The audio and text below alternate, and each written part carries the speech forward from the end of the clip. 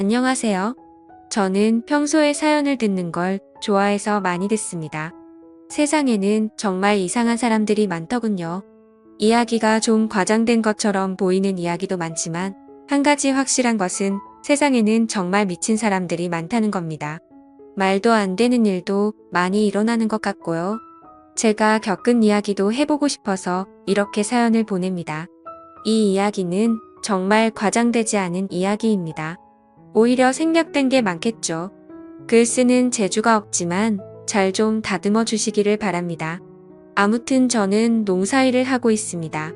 정확한 지역은 말씀드릴 수 없지만 전라도 지역 쪽에서 커다란 하우스를 지어놓고 딸기 농장을 하고 있습니다. 딸기 농사는 수익이 짭짤합니다. 대신에 초기에 투자 비용이 많이 드니까 딸기 농사할 생각 있으신 분들은 돈을 많이 모아서 하시기를 추천드립니다.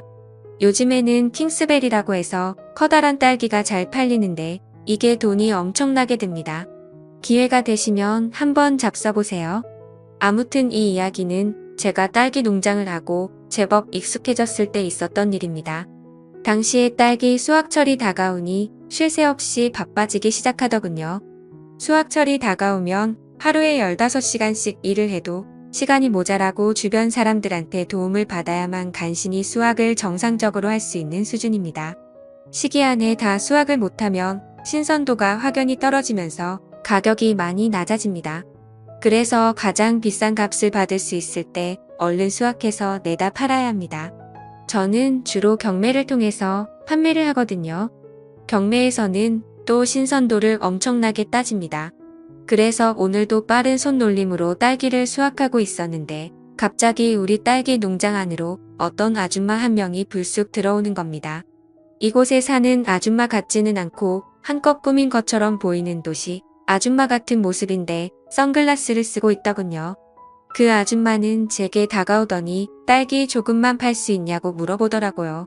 말을 하면서도 주변을 두리번거리며 마치 누군가 자기를 알아볼까 무서운 듯이 딸기를 조금만 팔 수 있냐고 묻는 겁니다. 그래서 어느 정도 살 거냐고 물어보니 지금 가진 게 1,000원밖에 없는데 1,000원 어치 살 수 있냐고 하길래 정신 있는 사람인지 없는 사람인지 세상에 1,000원 어치 딸기를 사려고 농장까지 오는 사람이 어디 있냐며 바쁘게 죽겠는데 지금 장난하는 거냐고 화를 냈습니다. 여기는 딸기 농장이니 소매로 나온 것보다 싸게 살 수 있는 거 아니냐고 말하길래 그렇긴 하지만 1,000원 어치는 안 판다고 말했습니다. 그러자 그 아줌마는 그러냐며 아쉬운 발걸음을 떼며 딸기 농장에서 나갔습니다. 안 그래도 일손이 부족해서 예민한 상황인데 저런 이상한 말을 들으니까 기분이 안 좋더라고요. 전 속으로 무슨 도시에 사는 사람들이 더 도둑놈 신보가 있다고 생각했고 딸기 농장에 선글라스까지 끼고 와서 1,000원 어치 사겠다는 게 참 어이가 없었습니다. 세상 물정을 저렇게도 모르는지 혀를 끌끌 차며 다시 딸기 따는 일을 시작하고 있었는데 핸드폰 알림음이 울려서 문 앞쪽으로 택배가 왔다는 문자를 보고 나가보니까 택배 상자가 하나 놓여 있었습니다. 그런데 아까 선글라스를 끼고 있던 그 아줌마가 집에 안 갔는지 딸기 농장 밖에서 쭈그리고 앉아 있었습니다. 마치 모든 걸 체념한 듯 햇빛을 피해 그늘에 앉아 있길래 전 아직 안 가고 거기서 뭐 하냐고 말하니까 기다릴 사람이 있다고 하더군요. 전 그러냐며 별 대수롭지 않게 생각하고 다시 농장 안으로 들어가서 일을 하려고 하니까 갑자기 그 아줌마가 저를 불러 세우더라고요. 또 무슨 헛소리를 할까 싶어서 그냥 무시하고 안 가고 싶었지만 대뜸 일할 사람이 별로 없어 보이는데 사람은 안 구하냐고 물어보는 겁니다. 전 그래서 사람이 필요하기는 한데 그쪽이 여기서 일할 거면 생각도 하지 말라고 했습니다. 농사일이라는 게 보기에는 설렁설렁 하는 것처럼 보여도 다 기술이 필요하고 근성이 필요한 일이라며 제가 잔소리를 좀 했죠. 그래도 그녀는 할 수만 있다면 지금부터라도 하고 싶다면서 가능하냐고 물어보더군요.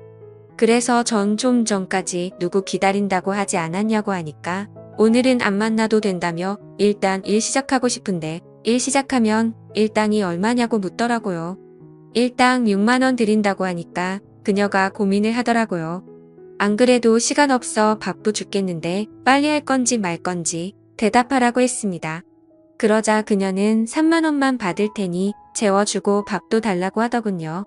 저는 그 말을 듣고 또 어이가 없었지만 아까처럼 1,000원어치 딸기를 사겠다는 것보다는 들어줄만 해서 일단 알겠다고 했습니다. 이 여자도 무슨 사정이 있으니까 여기서 이러고 있는 게 아닐까 싶기도 했고 무엇보다 일손이 부족해서 제 입장에서도 그다지 나쁘지 않았습니다.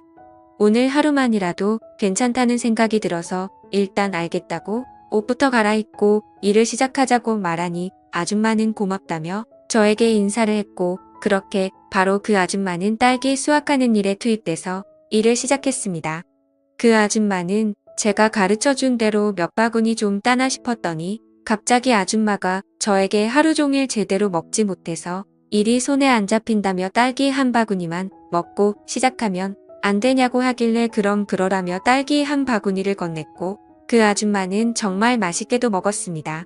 며칠 동안 굶은 사람처럼 딸기를 먹는데 옆에서 보고 있는 제가 다 입맛이 돋더라고요. 그래서 저도 옆에서 같이 한 바구니를 먹었습니다. 그렇게 한 바구니를 뚝딱 해치웠더니 이제 살 것 같다며 다시 열심히 일을 하더라고요.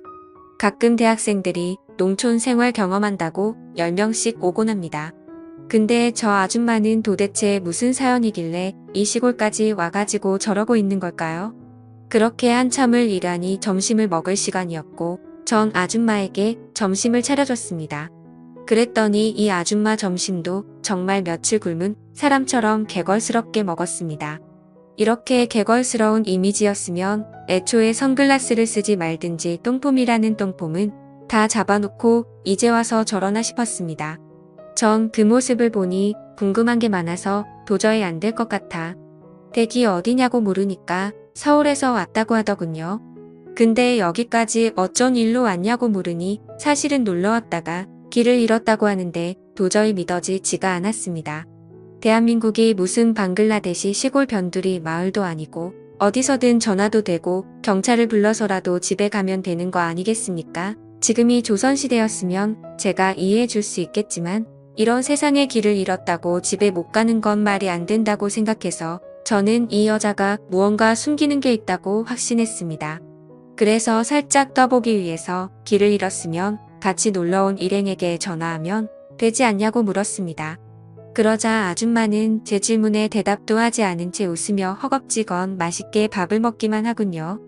여러모로 수상했지만 어차피 커다란 농장에서 뭐 훔쳐갈 것도 없을 것이고 일이나 하고 집으로 가겠지 싶어서 일이나 시켜야겠다고 생각했습니다. 사실 이 여자가 무슨 사정을 가지고 있는지 그다지 궁금하지도 않고 중요하지도 않거든요. 그렇게 점심을 먹고 우리는 다시 일을 시작했고 드디어 딸기 농장에서의 하루 일과가 끝이 났습니다. 오자마자 10시간을 넘게 일했는데도 생각보다 군소리 없이 끝까지 하더군요.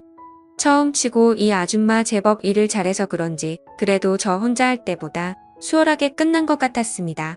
아줌마는 저에게 어디서 자면 되냐고 하길래 따라오라고 하며 제가 살고 있는 집으로 안내했습니다.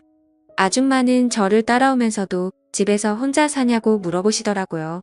저는 그렇다고 짧게 대답했습니다. 왜 지금까지 혼자 살고 있는지 저의 개인적인 이야기까지는 하고 싶지 않았거든요. 사실 아내는 저와 이혼도 하지 않은 채 집을 나갔습니다. 저는 시골에서만 자랐기 때문에 도시 여자랑 결혼하는 환상을 가지고 있었거든요. 살다 보니 어떻게 인연이 닿아서 도시에서 자란 여자와 결혼을 했고 아내와 함께 이곳 딸기 농장에서 일하며 살았습니다. 근데 도시에서 자란 제 아내는 1년도 여기서 못 견디고 바로 집을 나가버린 거예요. 아무런 연락도 없이 갑자기 사라진 아내를 행방불명으로 신고해놔. 그 이후로도 아내를 찾을 수가 없었습니다. 아내는 어릴 때부터 고아로 자라다며 심지어 연락할 가족조차도 없더군요. 사기 결혼을 당한 게 아닌가 생각했지만 시간이 지나고 나니 아내라는 존재도 서서히 잊혀지더라고요. 그 이후로 수소문을 통해 듣자 하니 아내는 다른 남자와 살림을 차려다는 소문이 있었습니다. 그걸 본 사람도 있다고 해서 처음에는 아내를 찾아볼까 하고 백방으로 나섰지만 결혼한 서방도 버리고 집을 나간 여자인데 이렇게까지 찾을 이유가 없다고 생각해서 후에 그마저도 그만뒀습니다. 그게 벌써 20년 전 일입니다. 아내를 찾아도 다시 아내와 살기는 어렵고 그 많은 세월을 혼자 살다 보니 이렇게 혼자 사는 게 더 편하다는 생각도 들더군요. 당시에도 노총각 딱지를 떼고 마지막에 결혼한 거였는데 결혼하고 나서 1년도 안 돼서 아내가 집을 나간 저는 그 이후로 노모를 모시며 딸기 농장을 일구어 나갔습니다. 그런데 이제 노모마저도 돌아가시고 이렇게 저 혼자 딸기 농장을 꾸려나가고 있었습니다. 그래서 저는 이런 저의 복잡한 가정사를 처음 보는 아줌마한테 굳이 말하고 싶지 않았습니다. 일행들한테 전화해서 집에 가면 되지 않냐고 물어본 제 질문에도 그녀가 대답하지 않았으니 저도 그냥 대답을 하지 않았습니다. 그렇게 집에 들어와서 선글라스를 벗은 그녀의 얼굴을 보니 한쪽 눈에 멍이 시퍼렇게 들어 있었습니다.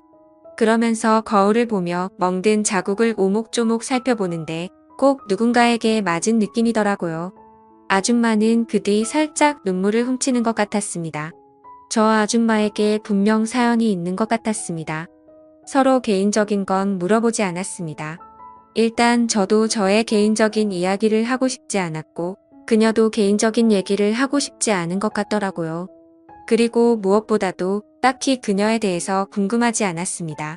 그래서 더 신경을 끄고 조용히 저녁을 먹기나 했죠. 저녁 먹는 김에 제가 직접 담근 딸기주도 가져와서 저 혼자 마셨습니다.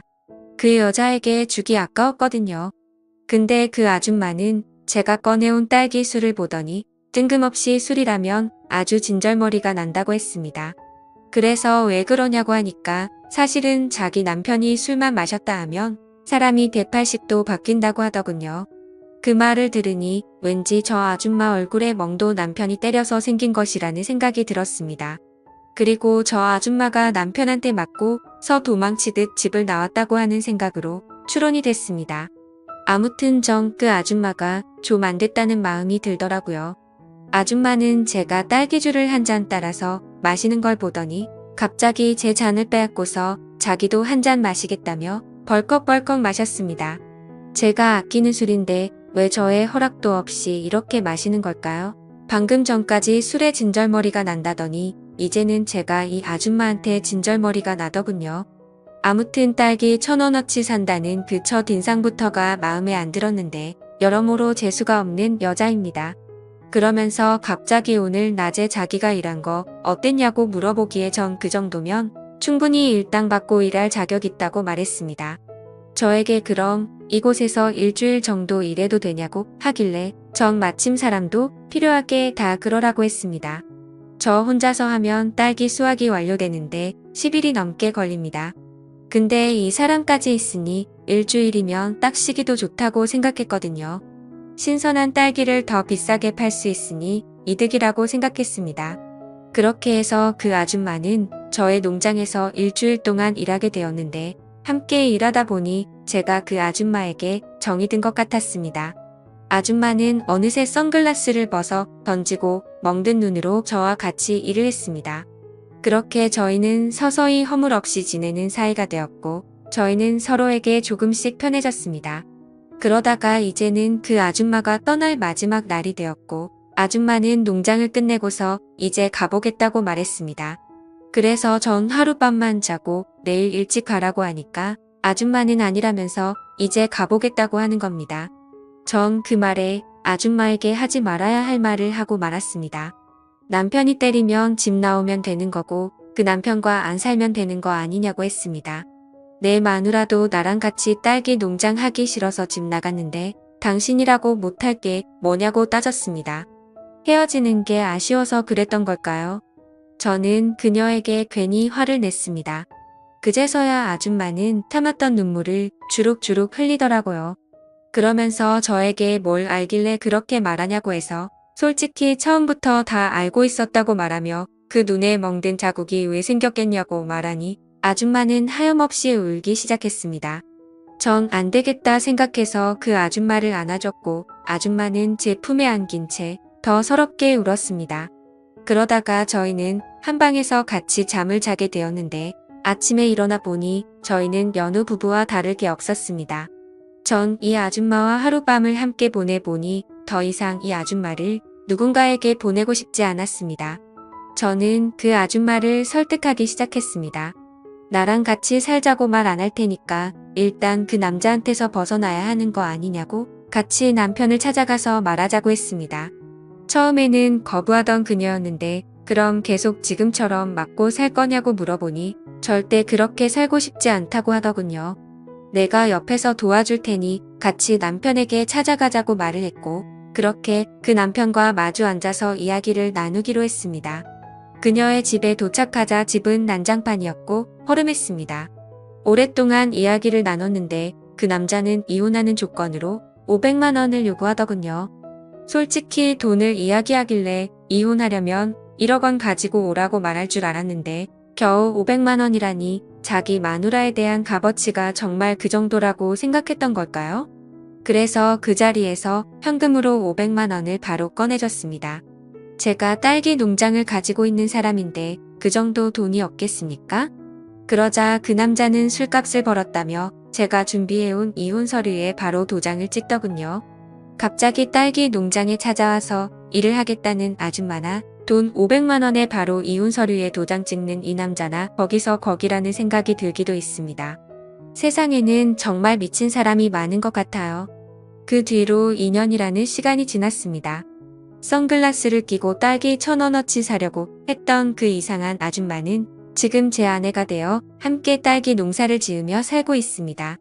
집 나간 아내의 소식은 아직도 알 수 없지만 이제 제 아내는 그 아내가 아닌 이렇게 딸기 농장으로 찾아온 아줌마가 지금의 제 아내가 된 것입니다. 물론 딸기만 하는 건 아닙니다.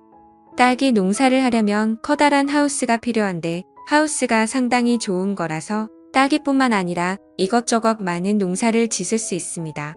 매년 365일 열심히 농사를 짓으며 살고 있죠.